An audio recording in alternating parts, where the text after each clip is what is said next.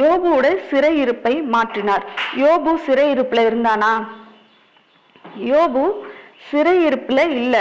ஆனா இந்த இடத்துல வசனம் சொல்லுகிறது அவன் சிறையிருப்பை மாற்றினார் அப்படின்னு. அப்போ சிறையிருப்புனா என்ன? அவன் சிறையிருப்புல இல்ல, ஆனா சிறையிருப்பை போன்ற ஒரு சூழ்நிலையை அவன் கடந்து வந்திருக்கிறான். சிறையிருப்புனா ஒரு தப்புக்கு தண்டனை, தனிமைப்படுத்தப்படுதல்.